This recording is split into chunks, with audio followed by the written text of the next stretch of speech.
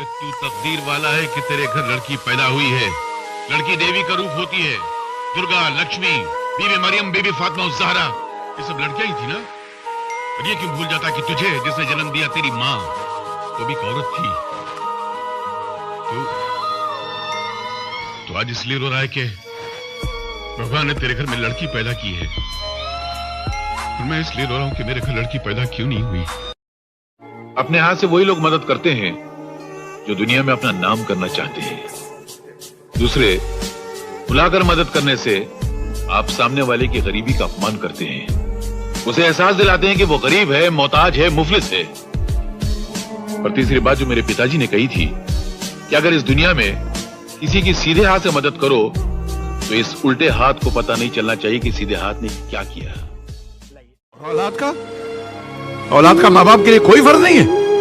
अरे तुम जैसी औलादों को देखकर आज मुझे एहसास होता है कि मेरा बेटा कितना महान है। अरे सारी जिंदगी मेरे कहने पर जिंदगी गुजारता रहा, एक दिन भी अपनी मर्जी की जिंदगी नहीं गुजारी उसने।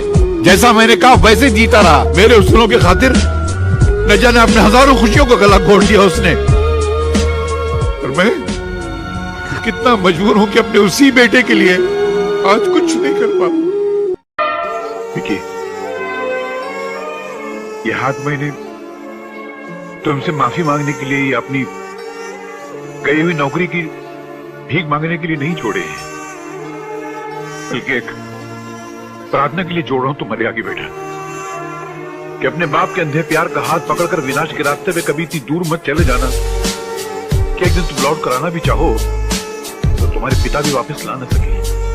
हराम की दौलत इंसान को शुरू शुरू में सुख जरूर दिलाती है, मगर बाद में ले जाकर एक ऐसे दुख के सागर में धकेल देती है जहां मरते दम तक सुख का किनारा कभी नजर नहीं आता है। इसलिए इस बात को मान ले, दुनिया के सामने ऐलान कर कि पाप के रास्ते पे चलने के बाद इंसान कभी सुखी नहीं रह सकता है। ये बात तेरे काम आएगी, तेरे औलाद के काम आएगी और हिंदुस्तान के बिगड़े हुए करोड़ों नौजवानों के काम आएगी। और उनके माँ बाप दिल खोल कर तुझे दुआएं देंगे। बेटा मान इस बात को। इस दुनिया में लाखों ऐसे बूढ़े हैं जो या तो अकेले हैं या बेमुरव्वत बेगैरत औलादों के बाप हैं, जो भूख से तड़प तड़प के मर जाते हैं मगर उनके मुंह में पानी डालने वाला कोई नहीं होता है। अनगिनत अपाहिज हैं जिनकी तीमारदारी करने वाला कोई नहीं है। करोड़ों ऐसे नौजवान हैं जो पढ़ना चाहते हैं मगर गरीबी और मुफलिसी के मजबूत हाथ उनके हाथों से वो किताबें छीन लेती है, वो पढ़ नहीं सकती है। ऐसी लाखों औरतें हैं जो बेवा हैं, जो काम करके अपना पेट पालना चाहती हैं मगर उन्हें काम नहीं मिलता है। इसलिए मजबूरन उन्हें अपना शरीर बेचकर इस पेट की अंगीठी में रोटी का कोयला डालना पड़ता है।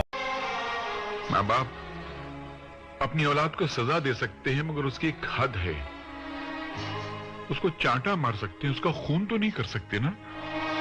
उसी तरह माँ बाप चाहे कितने खराब हों, कितने गुमराह हों, कितने बुरे हों, मगर औलाद अपने माँ बाप को सजा नहीं दे सकती।